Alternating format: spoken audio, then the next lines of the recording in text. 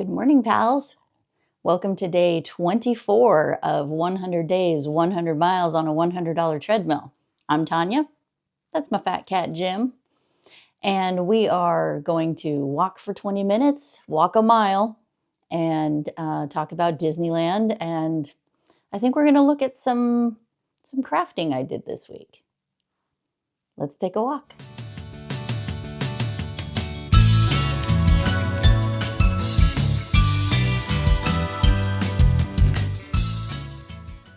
All right, let's go ahead and get started.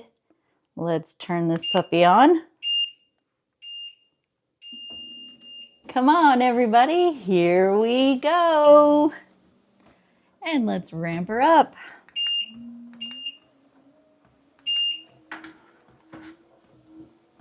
How you doing today, pals?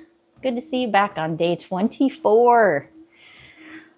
I'm not going to celebrate early that we're almost a quarter of the way through this, but tomorrow there will be signs.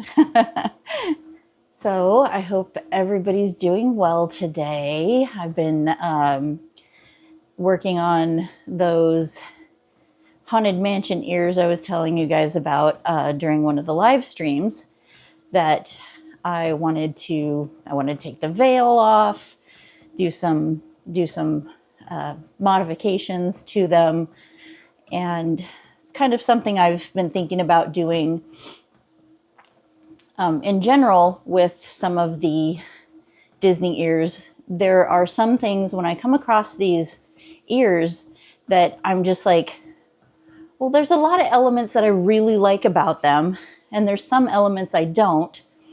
And what would I change about them to make them something I would wear in the parks? And so I just thought, what the heck? I could just start buying some of the like holiday ears and stuff when they go on clearance at the Disney store that is close to me.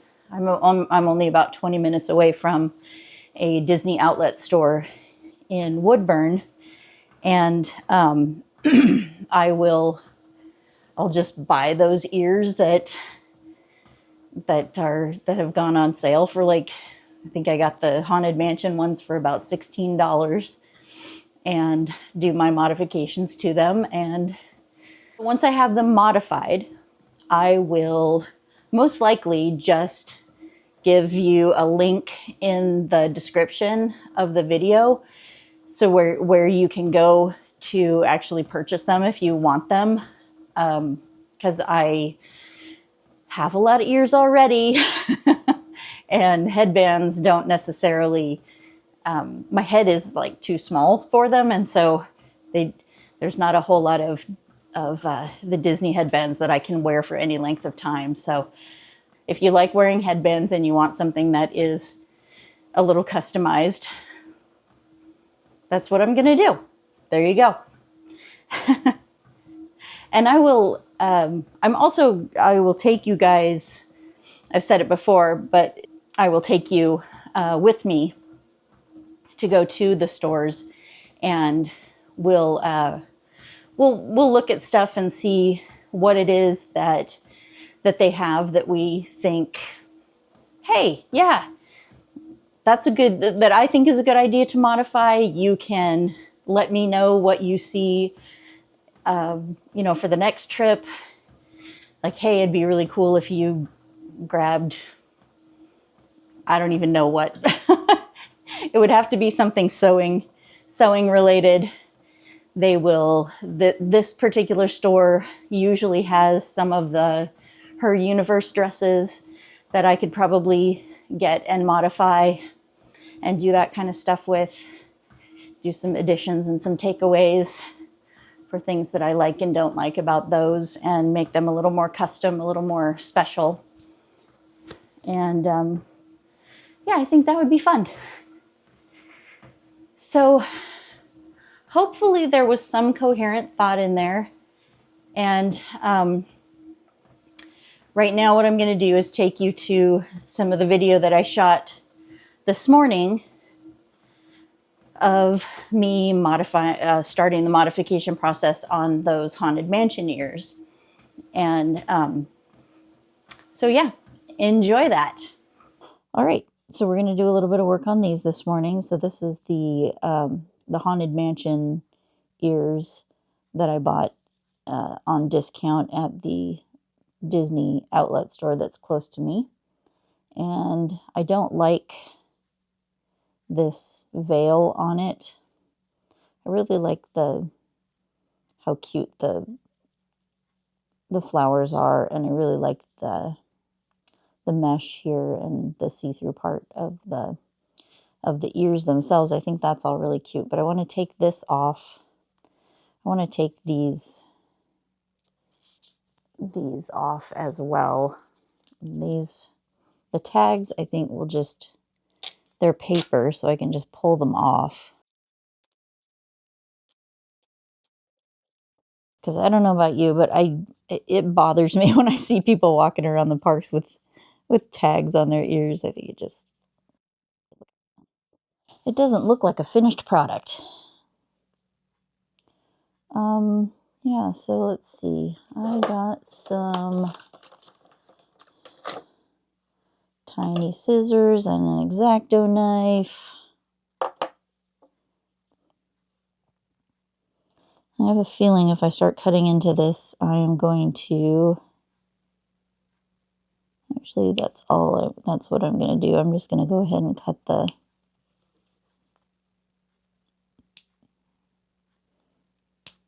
the threads that are holding this. I'll just resew all this together when I'm done. Is that this kind of stuff doesn't scare me.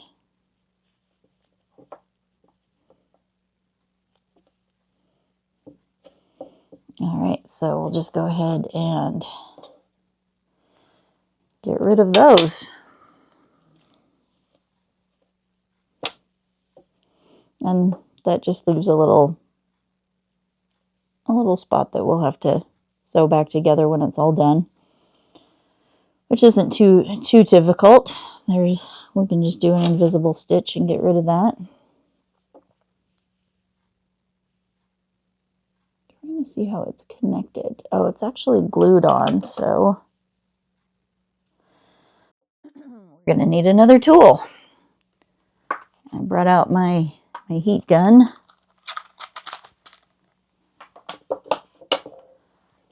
All right, so it is glued on here, so I'm going to go ahead and use the heat gun on the lowest setting here, just to see if I can get some of that glue to unlock.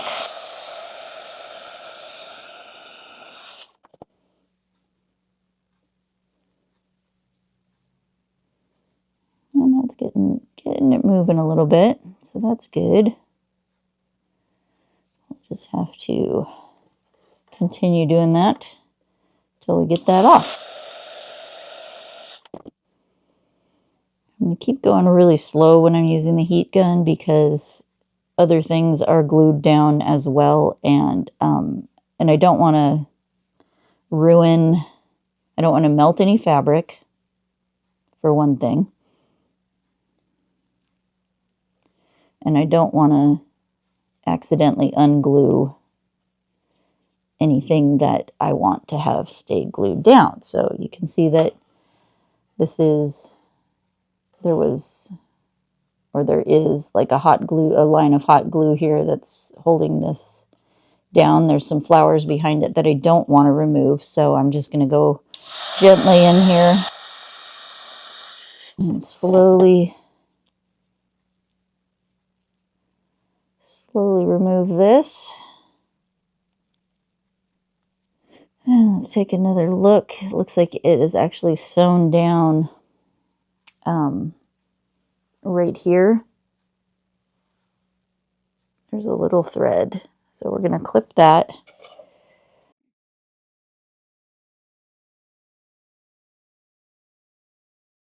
And I'm just being really careful to stay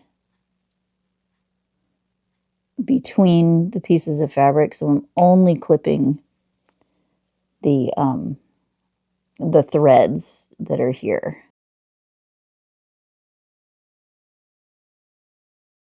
I think we've gotten all the threads.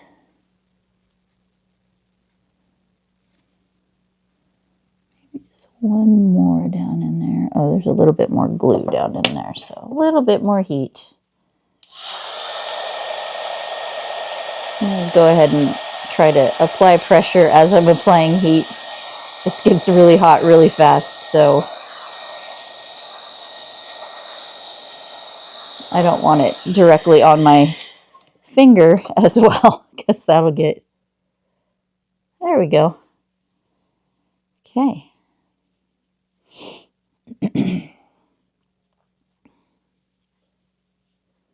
So we got rid of the veil on the one side, and we're going to go ahead and just repeat that on the other side here. Now that we know, we just need to get it down to a spot.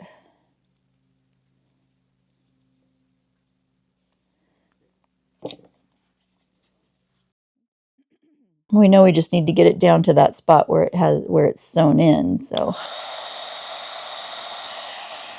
slowly and gently. So again, we're not burning or melting any of the fabric.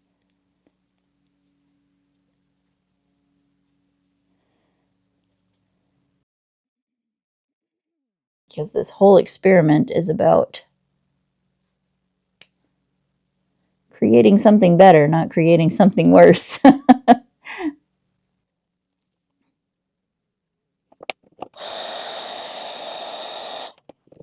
I'm going to go ahead and get my little pliers here too, so that I can actually get a really good grip on that and pull this out so that I can actually see where those threads are. And I'm going to do like I did on the other side, where I'm just kind of got this anchored here so that I'm giving it a little bit of pressure while I apply the heat. And that will really keep you focused on how hot you're getting something, because you will feel it on your skin pretty quickly. Like, I don't want that to go for very long.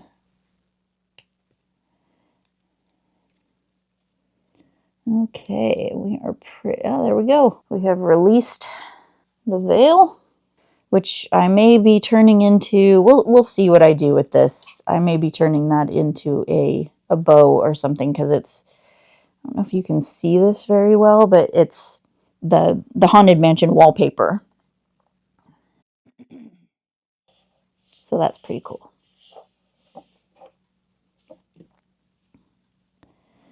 All right, so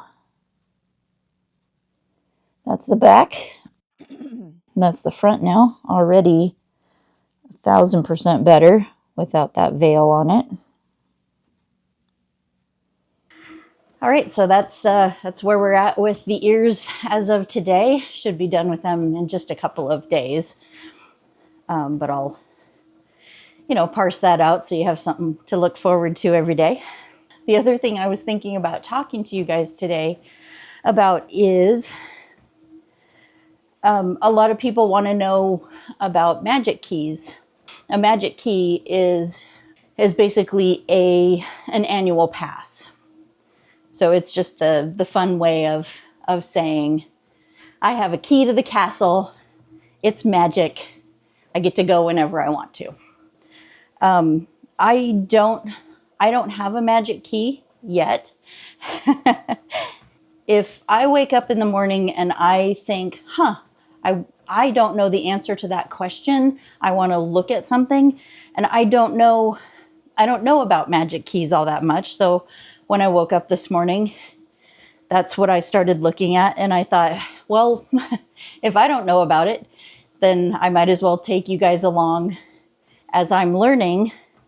Would I be able to use it the way that I usually use a regular ticket? So we're going to go back to that very top one there, where it says Disneyland Resort, and it's the disneyland.disney.go.com again that we looked at yesterday. So I'm going to click on that, and that's going to take me to the Magic Key calendar, park reservation availability calendar, and you can select the kind of pass that you have. And what I learned is that this Explore key right here in the center that has a Mickey head and a couple of stars around it, that's something new that's starting in January. And so I clicked on that, and you can see that it has no available dates until January 13th. And that's when I looked at another spot, it said that that's when these keys were going to be going on sale. They're going to be starting availability January 2026. And I believe that it takes the place of the enchant key, but I'm not positive on that because, like I said, you're learning along with me. So the Explore key looks like it's available basically like during the weeks and during weekdays, and not on Saturdays. Yeah, basically just not on Saturdays, which is not a day that I tend to choose anyway. So that kind of looked good to me. Okay, so where it says select your pass, the Imagine key or the Inspire key is like the most expensive key. They are still blocked out for the rest of December, and they start becoming available again on January 12th. So the most expensive key is pretty much available like any day of the week that you want to go. As you go down to Believe key, Enchant key, Explore key, you have less and less availability because you're not paying as much as someone who is getting the Inspire key, and you're paying like half as much for an Explore key as an Inspire key. So they get more days and more perks, which is understandable. Go ahead and ramp this up and do some quick time. And let's get to, it's been so cold here. Let's pretend like it's an 80-degree day and there is no line at Grizzly River Rapids, even though that ride terrifies me. Let's say we're having lunch in downtown Disney at Naples. They have really great pizza. So let's ramp this up and get a walk-in. All right. Plus we got to walk that pizza off, right? Whew. That is one of the best parts of walking in Disneyland, is that no matter what, you will burn off every single calorie you eat that day. I have had trips where I feel like I am constantly eating, and I'm constantly eating things like that, like popcorn and candy and churros and pizza, and I get back home and I've lost weight. Like, how does that work? Headed into Disney, California. We're swiping our Magic Band because that's the quickest way to get through. We've chosen the nice short line with the super friendly cast member welcoming us back in. Hello. I don't know why we want to walk this fast on an 80-degree day when we're trying to get somewhere to cool off, but we're going to do it. All right, walking up Buena Vista Street. You can still take a look at the Christmas decorations for today because they're still up. And once we reach that fountain hub, but if we take a right,